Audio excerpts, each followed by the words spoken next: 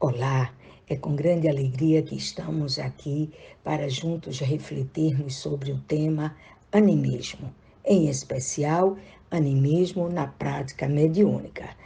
A escolha desse tema foi sugestão de algumas pessoas que solicitaram para que a gente pudesse abordar.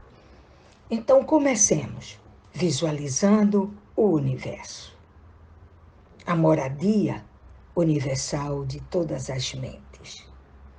Existe um Criador supremo, inteligente, perfeito, que sustenta toda essa harmonia cósmica. E dois fenômenos que naturalmente se manifestam.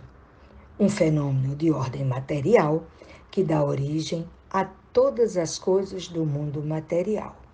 E outro fenômeno que dá origem às coisas espirituais, às coisas inteligentes, às coisas psíquicas da mente. Então, são dois fenômenos, um material e um fenômeno espiritual. Nesse fenômeno espiritual, existem duas formas dele se manifestar. Uma de forma anímica, outra de forma mediúnica.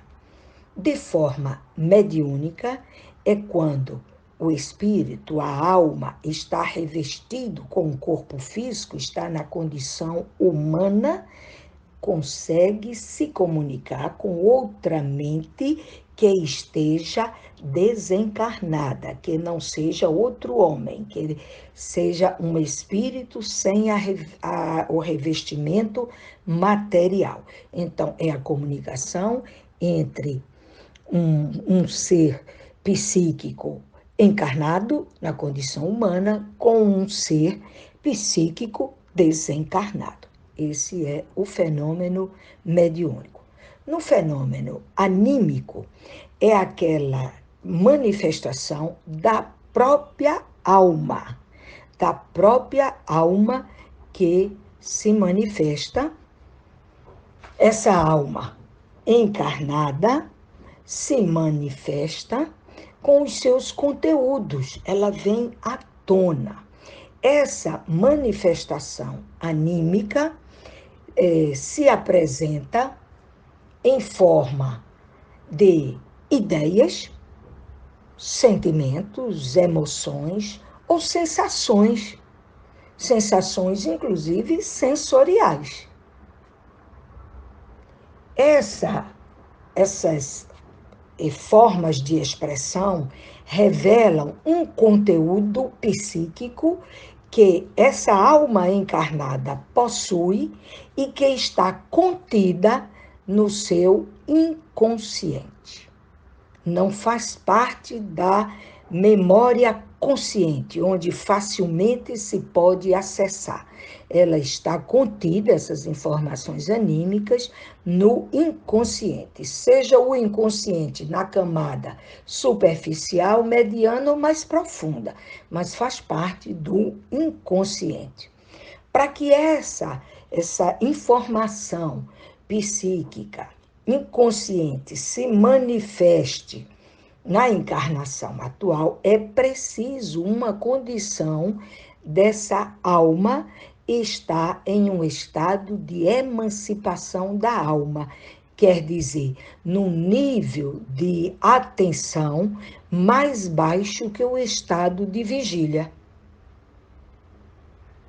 É preciso estar nesse estado, que não o de vigília plena, mas para que esteja no estado mais baixo de vigília ou até num estado mais alto da vigília. Mas foge ao padrão da vigília natural que a gente conhece. Ou se encontra essa alma no estado de superexcitação da vigília ou abaixo do estado de vigília. Aí os fenômenos anímicos se manifestam em abundância.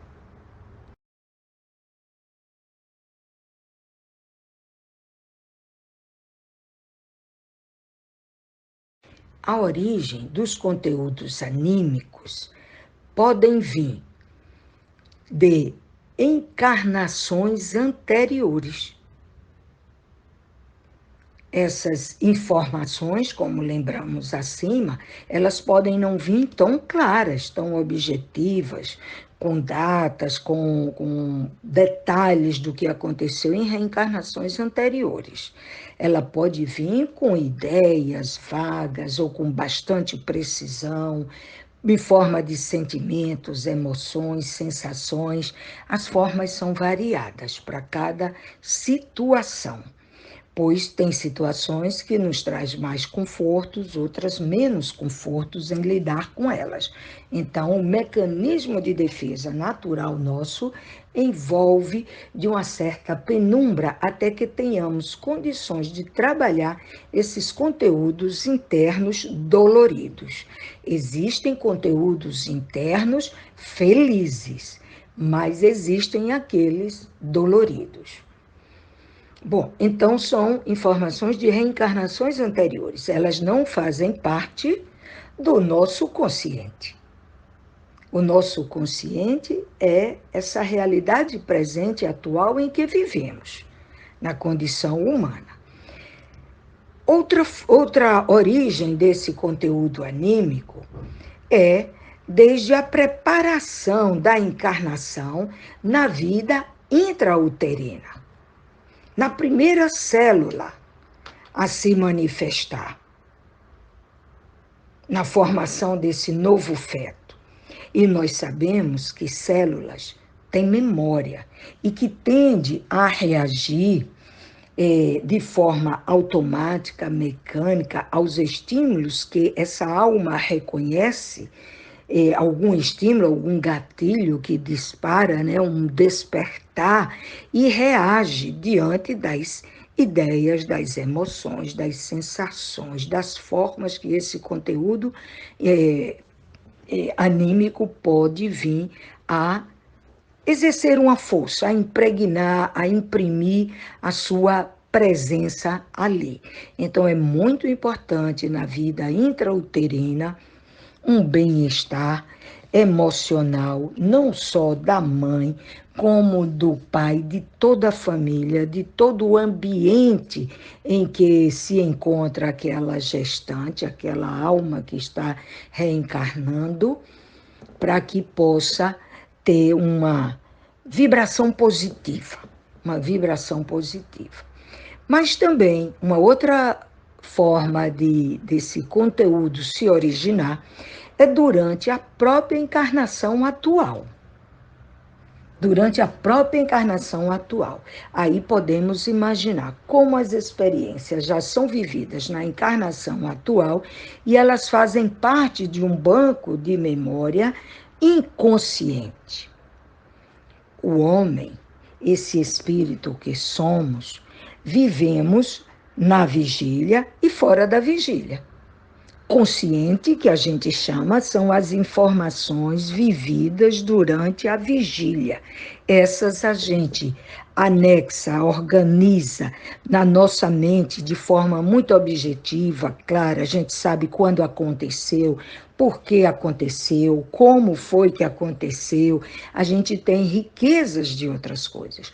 Quando ela ocorre, essas experiências, num estado de emancipação da alma, então, nesse estado, todas as informações elas vão para o nosso inconsciente, seja da vigília ou fora da vigília.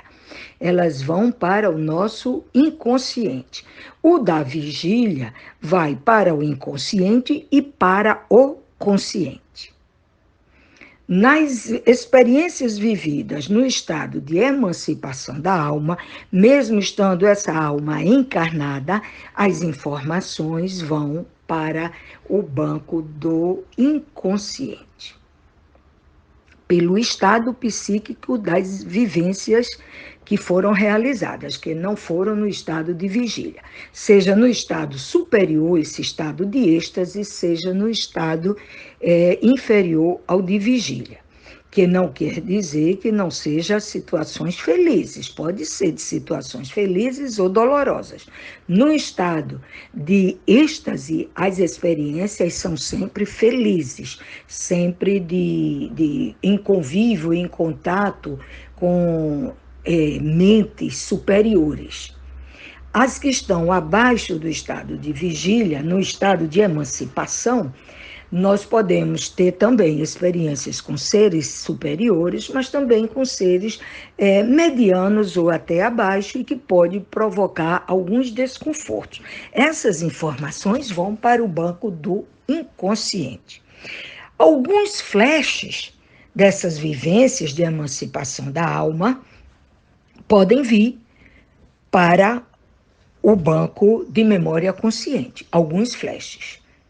Quando essa informação é no estado atual da encarnação. Quando ela é fruto de vivências de reencarnações anteriores, elas estão totalmente no inconsciente. Na vigília, ela pode ter alguns sinais que podem ir para o consciente também, mas vem sempre de forma muito vaga, não é completa, é sempre parcial. Observemos quando estamos dormindo. Nós temos no estado de dormir, é um nível que está abaixo da vigília. É um transe do sono, é um transe profundo, onde o nosso corpo físico fica sem obedecer os comandos da alma, porque está dormindo, descansando, e a alma está livre para fazer visitas a outras pessoas, ir para outros locais, conversar com outras pessoas encarnadas, vivas e até desencarnados. Fazer visitas. Quantos de nós no sono não sonhamos, não entramos em contato com seres que já desencarnaram, são nossos entes queridos, familiares, amigos, conhecidos, né? E a gente entra em contato e tem a certeza de estar conversando com ele. Inclusive, a própria aparência dele, às vezes, é muito diferente da que a gente tem na condição de vigília, nas lembranças do consciente. Está mais jovem, mais feliz, mais sorridente, estão bem melhores. E traz informações de uma percepção muito mais evoluída. E essas vivências a gente não lembra na íntegra, não. A gente pode lembrar algumas coisas. Outras vão direto para o banco do inconsciente e alguns flashes para o consciente. E quando a gente desperta com aquela certeza, porque foi uma vivência e veio flashes para o consciente, você não duvida e vai explorando. E nessa exploração, pode ser que algumas outras informações venham a tornar-se conscientes ou não. Isso é relativo, vai depender de outras circunstâncias. Quando estamos fora do estado de sono, estamos no estado de vigília, mas a gente fica mais elevado ainda, estamos em oração, em comunhão com o alto, contemplando a natureza, estamos em êxtase, de sintonia com os pensamentos e sentimentos mais elevados. A gente se distancia das nossas dores do mundo material. E a gente entra nessa sintonia muito elevada. E temos experiências maravilhosas, onde se pode ver, ouvir, sentir perfume, sentir uma vibração diferente, uma temperatura nova, visualizar a beleza do universo mais evoluído e ter informações, sensações maravilhosas.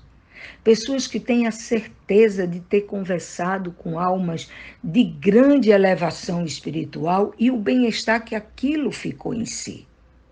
E até algumas informações.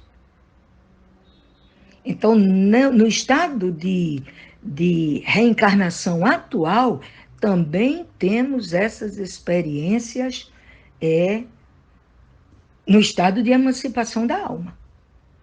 Quando essas informações no estado de emancipação da alma estão no banco de memória do consciente, então é na condição humana, na condição de vigília, que a gente vai acessar aquelas informações. Aí a gente já não denomina animismo. A gente denomina animismo quando essas informações fazem parte da alma, mas que está contida no inconsciente e que se manifesta no estado de semivigília, de emancipação da alma na encarnação atual. Então, por isso, o tema que a gente está abordando hoje é animismo na prática mediúnica.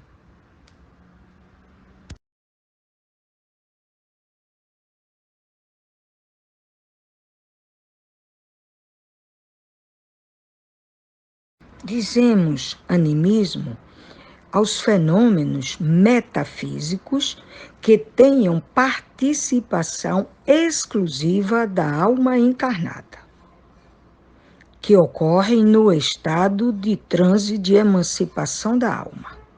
O conteúdo desses fenômenos encontram-se no inconsciente. No inconsciente, por se encontrarem fora as informações da esfera corpórea do médio, que constitui os fenômenos ocorridos no estado de vigília plena. Os fenômenos mediúnicos e anímicos, no início do desenvolvimento mediúnico, é muito difícil do médio iniciante perceber, reconhecer, e não deve ser a preocupação deste médio.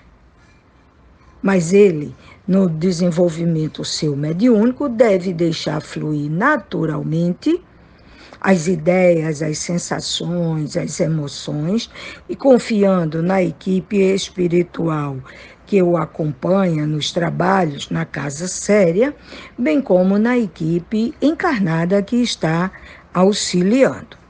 E por que gera essa insegurança no médium? O conteúdo anímico pertence ao inconsciente do médium. Na hora que ele está na mesa mediúnica, no estado de emancipação, e recebe aquelas informações anímicas que pertencem a ele, mas do inconsciente, ele não reconhece aquelas informações no seu consciente, porque não estão no consciente. Então, ele crê tratar-se de informações de outra mente, de uma mente desencarnada. Ele, não reconhecendo no seu consciente essas informações, então diz que pertence a outro espírito.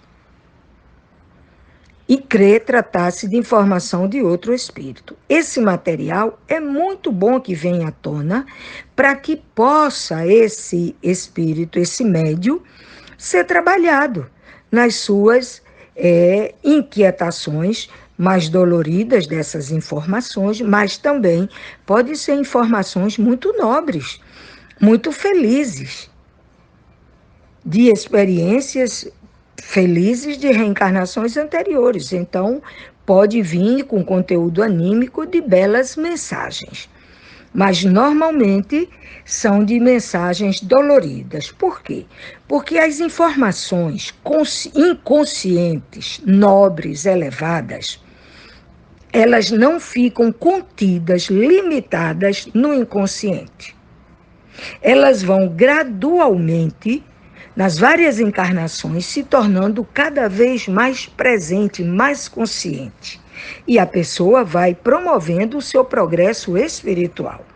As informações doloridas, essas é que são reprimidas, como um mecanismo de defesa para que a gente não venha a retardar o ritmo de evolução espiritual por estar preso à culpa, a remorso, a arrependimento, a qualquer inquietação. Então, normalmente são esses conteúdos que vêm cheio de carga emocional dolorida. E elas são importantes serem trabalhadas pela equipe encarnada e desencarnada da reunião mediúnica, para que esse médium, tomando ciência daquela vivência, mesmo crendo ele tratasse de uma experiência de outro espírito e não dele, ele vai elaborar um raciocínio novo, mais enriquecido, ele está numa outra encarnação. Então ele vai ter uma nova compreensão sobre aquela vivência. E ele vai poder, nessa compreensão, nessas informações novas, envolver de amor, de compaixão, de perdão. E ele vai diluindo E a gente vai aprendendo, a gente aprende com a experiência própria e com a experiência do outro, mesmo que você pense que aquele conteúdo é do outro, mas você está se libertando, está se trabalhando também. Então é muito importante que o médium não se preocupe em saber se é anímico ou mediúnico, porque ele vai interferir, bloquear o seu desenvolvimento mediúnico, mas deixar fluir. Quando o conteúdo do médium iniciante, que está ali disposto a dar a sua comunicação mediúnica, ele conhece aquelas informações, aquelas ideias que lhe chegam, está no seu arquivo consciente, porque ele já assistiu um filme, já conversou com alguém, já leu um livro sobre o tema, já vivenciou. Então, é uma situação que para ele é familiar. Ele já ouviu falar ou já viveu aquilo. Aí ele tem dúvida se aquelas informações que estão vindo pertencem a ele ou pertencem ao espírito comunicante. Por quê? Porque essas informações estão contidas no seu banco de memória do consciente, da vida atual. Aí ele fica inseguro e passa a duvidar.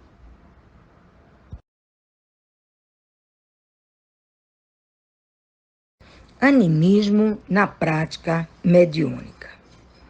É muito difícil o médium neutralizar 100% a ação anímica no processo mediúnico.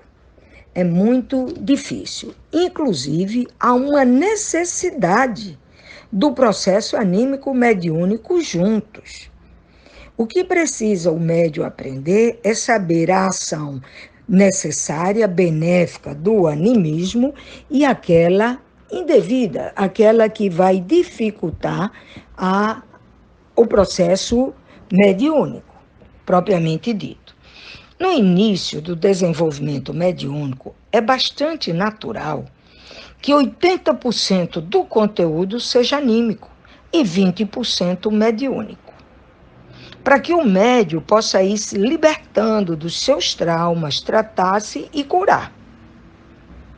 O médium experiente, ele, em média, pode ter 95% de processo mediúnico e 5% de animismo.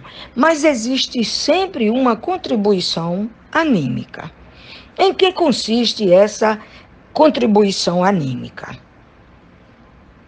O espírito comunicante se manifesta através de ideias, de pensamentos.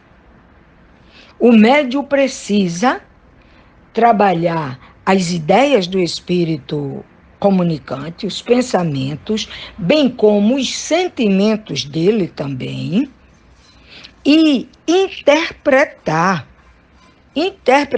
o que ele está querendo passar. Quantas vezes a gente está falando com alguém, quer falar de algo e não deixamos claro. E o outro faz, eu não compreendi direito. A gente assiste uma aula e diz, olha, professor, não consegui entender tudo, por mais atenção que eu tenha. Por quê? Porque as palavras que ele está usando, eu posso não dar a mesma conotação, a mesma compreensão que ele. Então, fica mais difícil a gente compreender. E o espírito comunicante, ele vem trazendo ideias, pensamentos. O médium vai compreender essas ideias e vai interpretando, ele vai traduzir, emprestando os seus recursos psíquicos, que são os anímicos, é o da mente, da alma. E seja conteúdo do médium, nesse caso, da alma, do consciente. E até do inconsciente. Ele vai acessar o seu banco de memória do consciente e do inconsciente, o médium, para poder traduzir, interpretar e repassar com mais fidelidade possível aquela ideia que está vindo. A gente já sabe que muitos espíritos, eles às vezes não se desvinculam do idioma da sua última encarnação. E vem com aquele pensamento, aquelas ideias elaboradas naquela linguagem. E o médio pode traduzir. Basta ele ter no seu banco de memória de reencarnações anteriores esse conteúdo. Ele pode traduzir. Se ele não tem nessa encarnação, ele pode buscar ainda a compreensão dessas ideias. Mas ele vai usar as palavras que ele possui. O médio, o vocábulo, organizar, escolher as palavras, organizar as frases, produzir ali um texto que seja compreensivo para as pessoas em volta, para que passe o mais fiel àquela mensagem. Então, o médium sempre empresta os seus recursos psíquicos, mentais, espirituais, nessa interpretação das mensagens. E ele imprime o médium sua forma de processar, de aceitar, de organizar essas ideias. Isso é um processo natural e é benéfico. O animismo, nessa parte benéfica do processo mediúnico, no processo da prática mediúnica, ele ajuda o médium a controlar as intenções grosseiras de um espírito comunicante que queira vir com gestos agressivos, com violência, que queira bater, agredir, chamar palavras obscenas, humilhar, ofender o outro. O médium pode controlar isso. Ele não precisa obedecer cegamente. Então, ele vai controlar. Ele vai até interromper, bloquear aquela manifestação se o espírito persiste e ele está sofrendo com aquilo. Porque tem espírito comunicante que vem com a carga emocional muito grande, uma persistência muito grande, que por maior que seja o controle do médium, ocorre um desgaste fluídico, orgânico, proteico do médium muito grande para conter aquela manifestação. Às vezes é mais educativo para o médium e para o espírito comunicante bloquear, interromper aquela comunicação, porque não está trazendo benefício para ninguém ali. Então, isso é uma ação anímica da alma do médium que vai contribuir, que vai auxiliar naquela forma. Uma forma negativa é quando o animismo rejeita algumas aproximações, o médium rejeita deixar que venha um espírito, por exemplo, um preto velho, um tribal, um espírito que venha com a mente em desalinho, na infância, com deformidades perispirituais, o médium pode, por insegurança, por medo ou por preconceito, que ainda é pior, impedir essa manifestação. E até a gente sabe que o perispírito ele é moldado segundo a condição psicológica de cada espírito ou até pela vontade do espírito que já tenha uma condição de poder moldá-lo à sua vontade e não somente refletir a sua condição. O que eu quero dizer? Tem espíritos que não conseguem moldar segundo a sua vontade as vestes, o formato humanoide perispiritual, ele não consegue, porque está num processo de autoobsessão ou de subjugação muito grande. Outros já conseguem, já mostra sua natureza mais fluídica ou até molda uma roupa, uma vestimenta para que ele possa se manifestar e ser facilmente reconhecido. Então, ele já tem essa capacidade. E existem médios que, por desconhecer até isso, ele pode, por preconceito, bloquear uma manifestação de um espírito até mais feliz, que queria só vir com aquela aparência para trazer outros ensinamentos. Uma outra coisa que a espiritualidade amiga superior trabalha é o treinamento de desenvolvimento espiritual do médium. Os espíritos superiores, eles no intercâmbio mediúnico, eles fazem um treinamento intermitente, onde eles ditam uma mensagem, o médium está ali escrevendo ou falando, e de repente esse espírito interrompe esse processo mediúnico e deixa que o médium continue com o seu próprio conteúdo anímico desenvolvendo. E quando ele percebe que o médium esgotou um pouco seu vocabulário, sua compreensão, ele retorna, dá um outro estímulo, depois ele para o espírito comunicante e deixa que o médium continue ali. Isso são preparações mediúnicas em sala mediúnica que a equipe benfeitora às vezes treina os médios desta forma.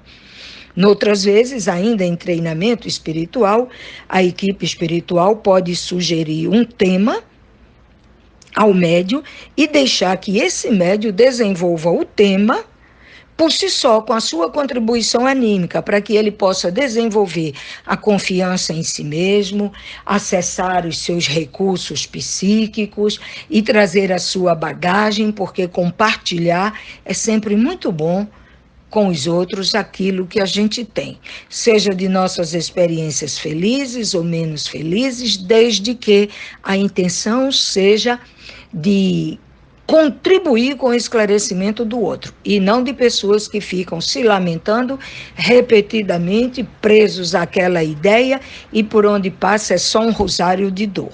Não é disso que estamos tratando. Concluindo, os fenômenos da natureza são de duas ordens, materiais e psíquicos, espirituais. Nós estamos trabalhando os fenômenos espirituais. Os fenômenos espirituais, eles são de duas ordens, anímicos e mediúnicos. Nós estamos focando no anímico. O fenômeno psíquico mediúnico é quando o homem, o espírito encarnado, interage com o espírito desencarnado. E aí o homem, o médium, empresta o seu corpo físico para escrever, para falar. Por isso se diz que é orgânico a faculdade, porque precisa do organismo do médium, mas o médium também empresta os seus conteúdos espirituais, da sua mente, seja da mente atual, da reencarnação atual ou de reencarnações anteriores. Então, é um processo em conjunto, em combinação, em comunhão entre um encarnado e um desencarnado. E o objetivo desse processo mediúnico, é que o espírito desencarnado seja um benfeitor, seja um sofredor, que ele possa trazer a sua mensagem e sua mensagem ser repassada para os outros e trazer uma utilidade. Nos benfeitores, essa utilidade é para toda a humanidade. Com relação ao sofredor, pode ser de uma forma mais simples, para assistir às aflições daquele desencarnado em agonia e ele se melhorar e progredir. Mas também se pode repassar com uma informação de grandes ensinamentos. A gente vê no livro Céu e Inferno, a segunda parte, Allan Kardec se utilizou dos exemplos de sofredores e de espíritos também bons para trazer os ensinos e a gente poder crescer com todos. No processo anímico, o homem, ele tem corpo físico e alma.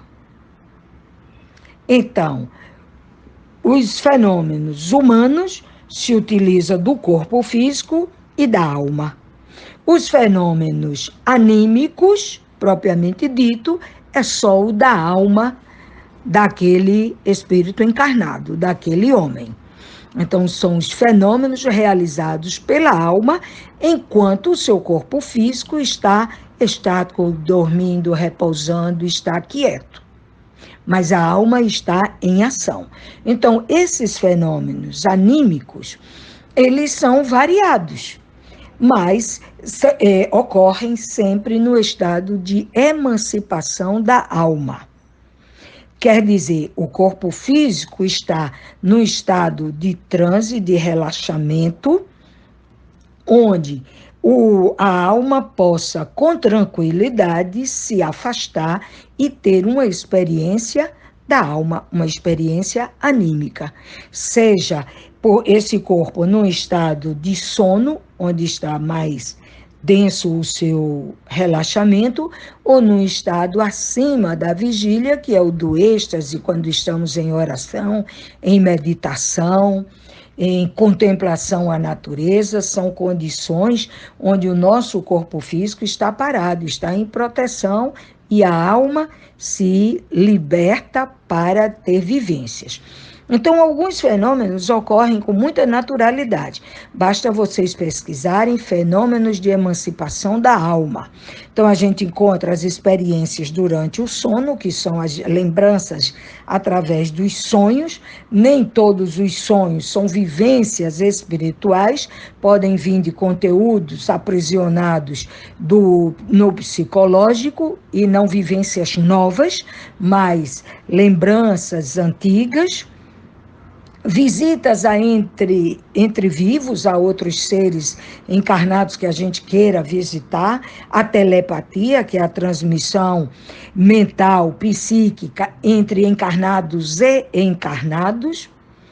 Tem o fenômeno de emancipação da alma do sonambulismo, da dupla vista, do êxtase, da telecinésia, enfim, são diversas as formas de manifestação anímica desse conteúdo. É só observar, pesquisar um pouco mais. A nossa proposta hoje era trabalhar a contribuição anímica no intercâmbio mediúnico. E eu queria deixar como fonte para que vocês possam ampliar esse tema, fenômenos mediúnicos, fenômenos anímicos na contribuição mediúnica. Eu sugiro vocês procurarem a obra Psicofonia, na obra de André Luiz, do autor Jacobson Santana Trovão, traz informações belas sobre o animismo. Uma outra obra é Teoria da Mediunidade, de Zalmino Zimmermann, também tem um conteúdo muito bom sobre animismo. Então, para quem tiver desejo de pesquisar mais sobre animismo, em especial na prática mediúnica, pode procurar essas duas obras que vai enriquecer mais ainda. E minha eterna gratidão a todos e até breve. Muito obrigado.